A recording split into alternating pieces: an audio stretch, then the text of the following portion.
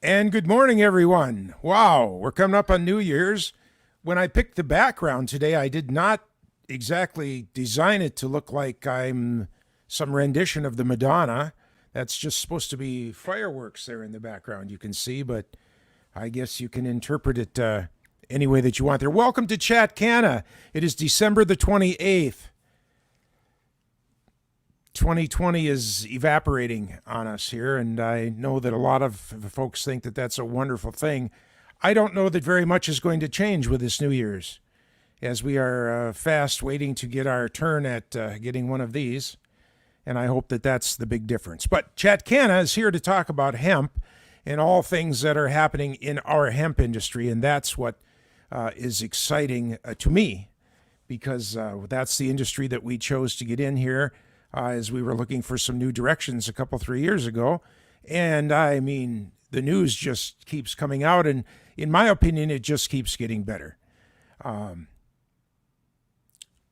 know what other words to put on it. I think it's going to be an exciting time as the industry starts to mature just a little bit. I think that we've gotten rid of some of the chinchilla dealers.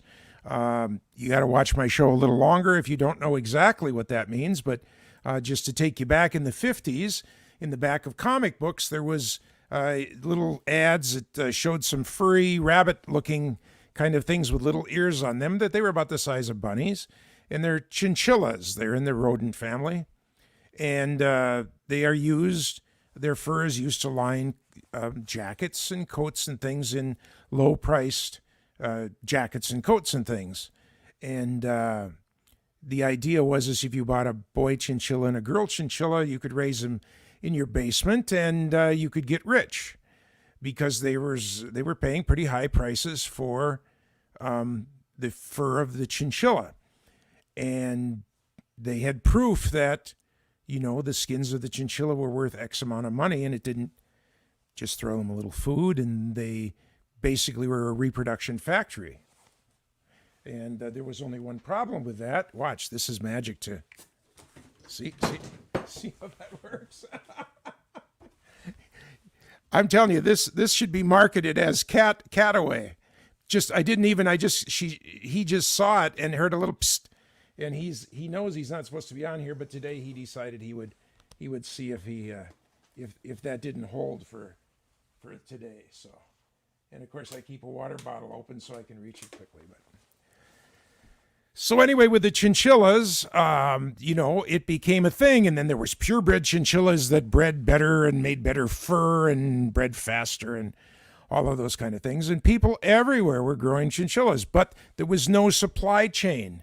And people didn't realize that when your chinchillas made baby chinchillas and then you grew them to full-size stature, you were also responsible for terminating the chinchillas' happy days and preparing their pelts, and then you had to find a place to ship the pelts to when they were separated from the rest of the chinchilla.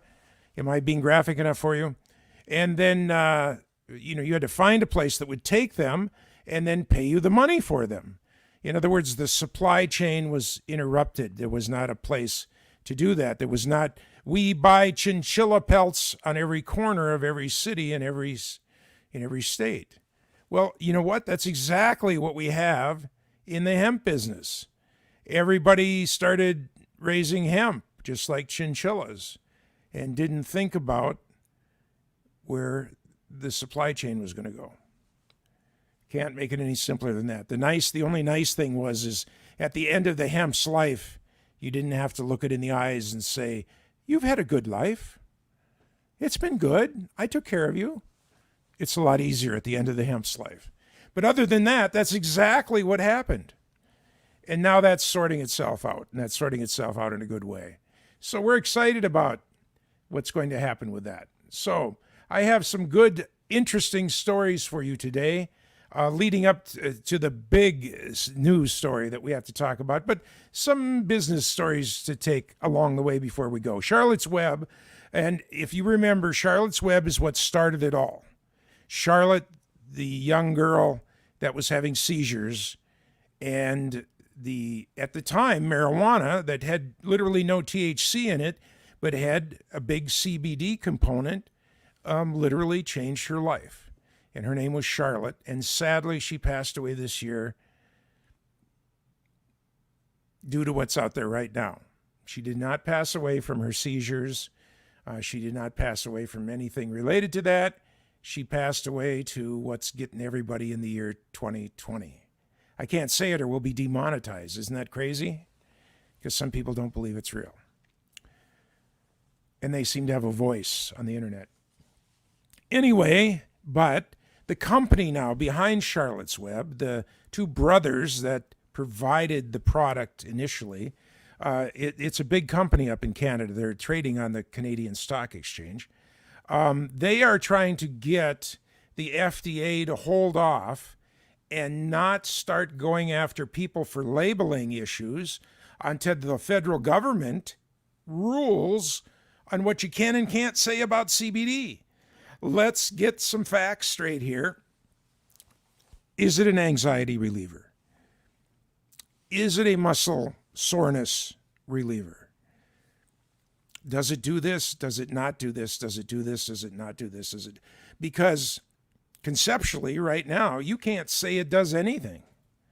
Or the FDA might come after you if you're a big enough company. Because as we've talked about a couple of times in the last week, they're coming after companies now that are making just about every claim there is. And we know that it does some things, we know that, but we just don't have any double-blind studies that we can refer to that the FDA will take as evidence of that. We know that it does other incredibly good things, but they're all kind of one-offs. A one-off is the fact that people have taken it and they have a very, very improved quality of life. But we don't have enough of those things repetitively that a university has said, okay, now we're going to try it on this. And then there are people that are making all sorts of claims. It solves muscular sclerosis it was yesterday. And it repairs arterial things in your heart. It probably doesn't do this. It does not grow new limbs, folks. I'm sorry. If you, for whatever reason, lost one of your limbs, taking CBD oil will not regrow the limb, no matter what the claim is on the bottle. And so, but Charlotte's Web is now saying, don't start suing us for our labeling until you decide, until the feds decide what CBD can or can't do, so we can then start putting labeling on it. That's a big news story that came out a couple days ago. And Charlotte's Web holds some stature in the industry because, they do have some proof of some things that they were successful at doing. And we have to, in some ways, bow to them just a little bit because those are the guys that took the risk. And remember, that was when it was all very, very illegal. Charlotte and her family lived on the East Coast. Colorado was where the boys were doing legal things. But, giving this stuff to, she was about 4 at the time, pretty off-label, and a miracle, just a miracle. And obviously not a placebo, because a 4-year-old girl being told, this medicine will cure you, that's not what a placebo is. A placebo is when, I read things in the paper that this will help you and fix you, and then somebody gives it, oh yeah, this really worked for me. And so I take it and I go, yeah, I guess it helps me too. Because 6%, I don't know if you know, is 6% of people are generally affected by the placebo effect. And that's why sometimes when these companies spend $1 billion on a new drug, they're only hoping to beat the placebo effect. So like if they can prove a 7% positive effect and beat the placebo effect, they've made their goal. Pretty weird, huh? Maybe we should just open a drug company and just be the placebo effect. What's the Italian word? Placebo blii or something? That would be our drug name. Anyway, second story today. The EU is now in this, and it's really funny. Do you know what the EU calls high THC products? low THC products. So CBD to them is just like skim milk, low THC. It's just weird. They don't give us their own names like CBD products. But the European Monitoring Center for Drugs and Drug Addiction, they happen to be in Lisbon. You know, that's part of the EU, is that the EU makes airplanes, but that's in France, right? That's in Toulouse, France. That's where Airbus is. Although parts and pieces of it is made all over the EU, and some of it, I think, is even made other places now. And they are aiming to prove insight into the open sale of low THC products in Europe. And so that's how they determine it. But they are now saying that they think that there are glaring issues in the marketing promotion of some CBD products across Europe. They're saying that there's inadequate product labeling. They're saying that there's inconsistent product content and potentially poor product quality. So it goes two ways, you know. If you're saying that you're getting a 10 milligram dose and you're getting a 2 milligram dose or a 30 milligram dose, either way, they got their nose in the business, and they should, by the way. I do not complain about regulating government agencies that are watching out for consumers. And as you heard me say this week, why are they not watching late night television? You know, there's young boys that are burning out their livers on creatine, trying to pump up and look good. You know, we know that there's lots of drugs out there that will give you a cut, shape, and form, but it's just doing it by overloading your liver and other parts of your digestive tract, your organs, and you're going to just have problems later in life. There's no question about it. There's no, you know, why are there very few world star wrestlers on TV? The other ones got sick and moved on or got out early. You know, it's sort of like with your eyes. I don't know if you know, but all of us that are not young or old, your eyes move from farsighted to nearsighted, and everybody gets 10 good years. And some people might get those 10 good years from 15 to 25, and some from 25 to 35, and some from 45 to 55. I still can go and get, well, maybe I won't now. See, I'm going to tell you that. But the last time, I'm 69 years old, and I still am able to go and pass my driver's test without glasses. I can drive without glasses. I can read all those signs out there, and not so good with the signs in the car. I mean, I just have to know the needle and stuff because I can't read anything up close. You know, I can't read my screens here at all. Now I have another screen out there where the monitor that I see the video, I see my face and stuff, and I can read little letters out there that are this high on the screen. But I can't read anything on my laptop here, anything. But I can pass the driving test because my eyes have went real slow to move from nearsighted to farsighted. Boy, that's off the track, isn't it, Anyway, the EU is clamping down. That's the big news story today. When they clamp down hard. It's hard to be a small purveyor of anything in the EU because they come around. If you just had a corner bakery and you're a one-off. Now, bakeries, of course, that was a bad example because a bakery, you know, you're making bread, assuming you're making just regular bread. But it's hard. It would hard to be a corner CBD store in the EU and making your product from field to consumer, because they're going to be on your butt about what's in your products, no different than the one that's got distribution in 500 stores across Europe. The EU has no exemptions for backyard sales or, you know, the corner guy that's just selling his own product like we do in America. They are much harsher on the little guy in that respect. Right? Wrong? That's something you guys got to decide. Can't tell you. Here's our big story for today. It's a big story. CBD makers the end user, they're making CBD. But these are what we call in America processors. And a significant number of processors in America use what's called CO2, carbon dioxide, extraction, cold extraction. I mean extremely cold, 80 below. And they do that because I don't have my samples. They're in the other house today.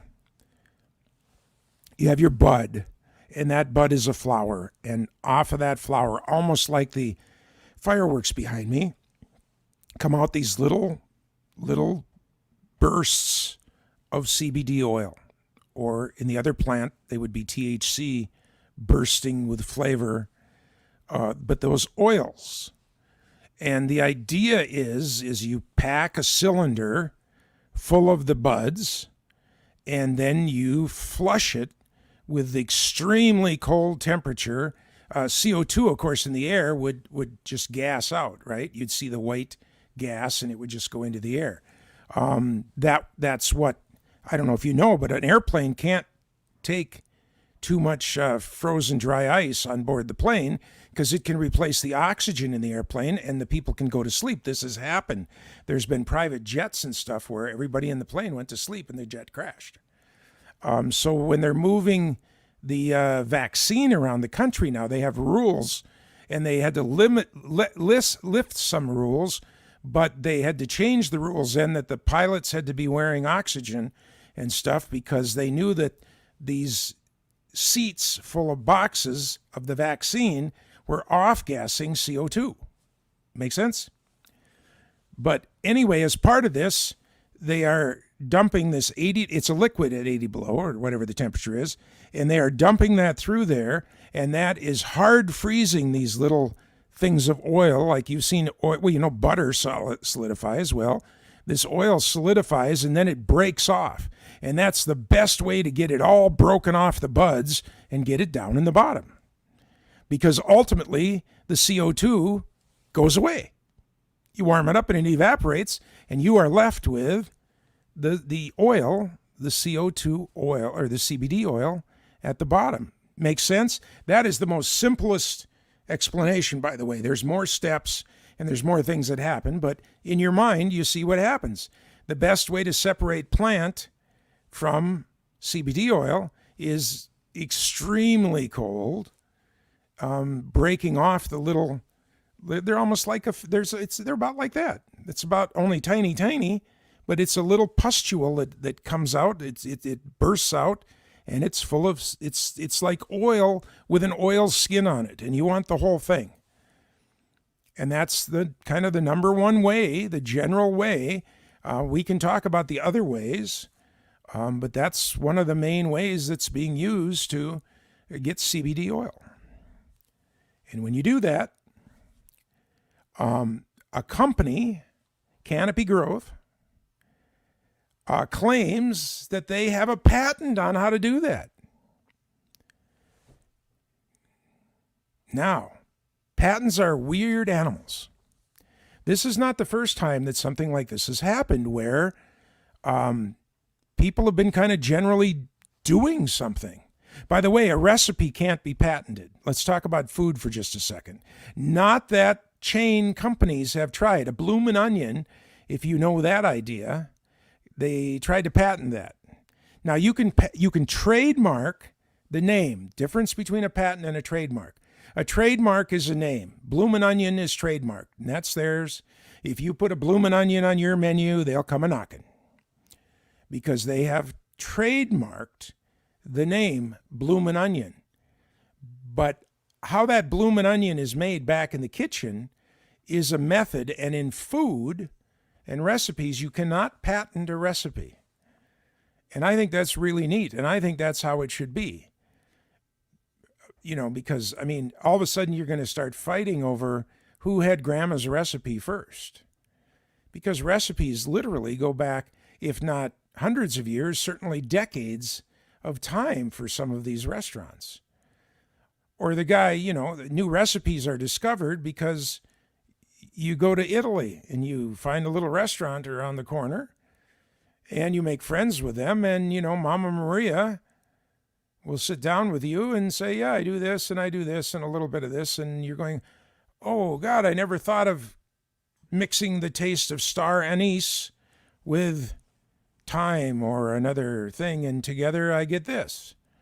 And then the guy comes back and he goes to his kitchen of their 200 chain restaurant and he starts playing with it. And he comes up with a dish that they can serve. And he all of a sudden says, well, I'm patenting this. You can't do that. You can't do that. But now he can call it Mama Maria's Extravaganza, and he can trademark that. Are you with me? See the difference? But this company claims that a guy named, I'll find his name here in the thing, Adam Mueller, in 2000 patented this process of CO2 extraction, and they bought it from him, literally for $1 and other goods and valuable consideration, monetary and non-monetary. Now that is legal. You can buy something from somebody for $1, because then you show the king's value, like gold, and it can be just $1, because maybe you gave him something else. Maybe you gave him stock in your company. Maybe you gave him a new Cadillac. Maybe you dropped a lawsuit against him that you had for something else. That's value in itself, and that could be way more value than anything. That happened with me one time back in the 80s. My company and a law firm had lawsuits against each other, and we made a settlement that the settlement was that I was going to end up paying the law firm over 10 years some money. But it was really funny because the minute he got my signature on the line and I dropped my lawsuit, I never heard from him again. They just wanted to make a deal to get out of their lawsuit from me, and that we happened to settle at a place because I felt I owed him some money. What was in question was I thought I owed him this much, and all of a sudden he thought I owed him way beyond what the screen shows. And that's what we were fighting about, and because our company felt that they had not done what they promised us to do. And so, but I did feel that I owed him something, because up to the time he failed us, he had done some work for us that was legitimate and valuable. And I'm not one of these people that goes into a restaurant and says, this person's plate was terrible, therefore I'm not going to pay you for all the people's plates. Verstehen Sie? German for understanding. But once they got me to drop my lawsuit, they didn't care about getting paid the rest of it. They just went away, which was a big surprise to me because I was willing to pay the other part. They were gone. Never heard from him again. Matter of fact, cannot find that lawyer anywhere in the Washington, D.C. We can't find him anywhere. He's not on the internet. He's not on LinkedIn. It's like after that thing was settled, the guy disappeared. Maybe the law firm threw him out because of what he did. I don't know.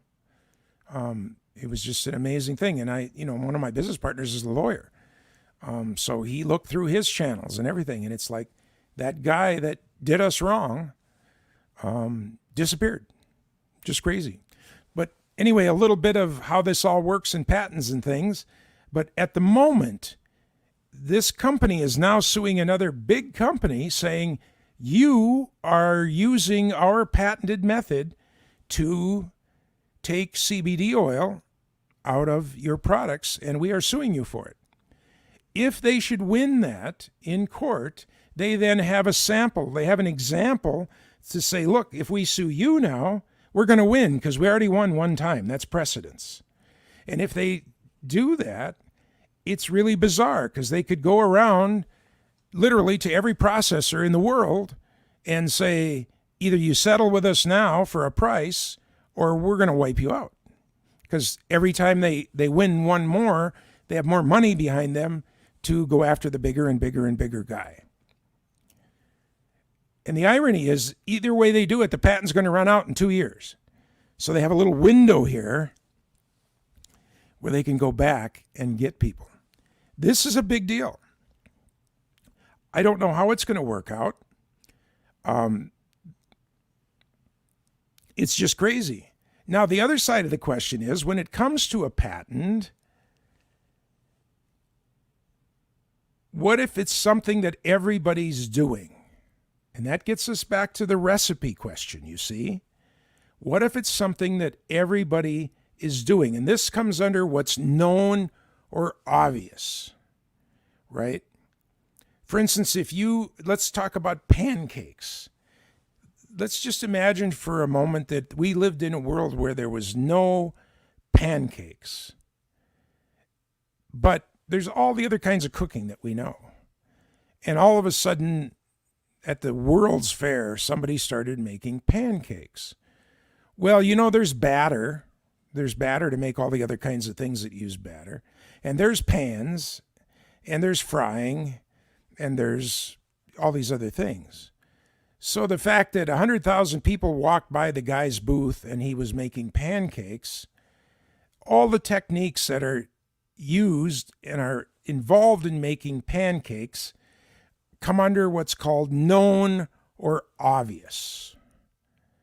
So the question is what's happening in the process of CO2 extraction back in 2000 when the original patent application was filed, known and obvious? Now, it doesn't have to be known and obvious by you and me and the people that go about their daily business every day in the United States and first world countries.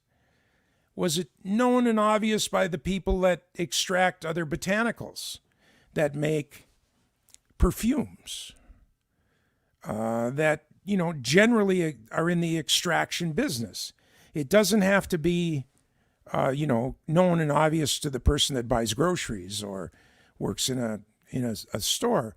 But did college professors teach that in an extraction class? Look, you take whatever the product is, the flowers of the lily or whatever, and you put them in a tube or a container and you run ice cold alcohol by them, or in this case, CO2, and this will work. That would become what's known and obvious. And even though the guy patented it, because I don't know if you know, but you can go patent anything.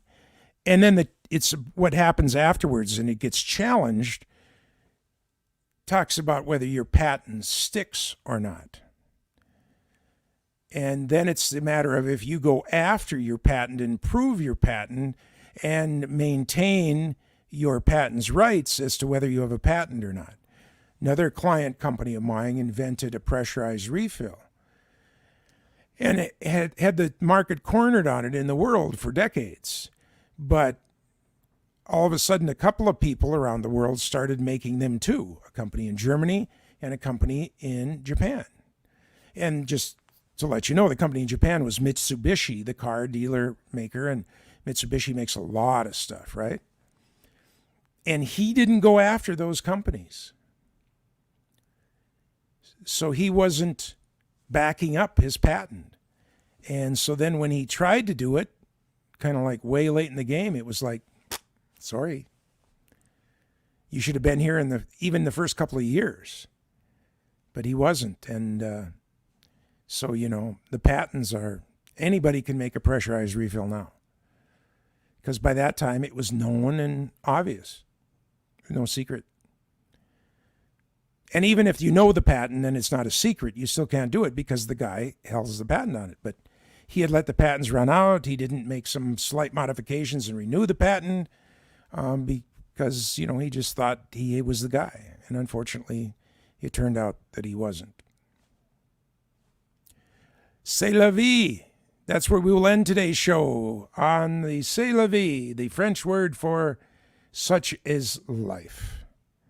Thank you for joining me for another Chat Canna. A couple of days to go and 2020 will be behind us. Wow. All I can say is have a great day. I guess we're going to get some snow in the upper Red River Valley today. It was really cold coming over here. And I'm finding out that the ends of my shows are getting cut off. So I'm going to leave you with a blank screen for a while so that I know that all my talking ends up as part of the show. So we will bid you adieu. We will see you tomorrow and hope that you have a great day. In the meantime, get out and start talking hemp because the world is talking about it. We'll see you then.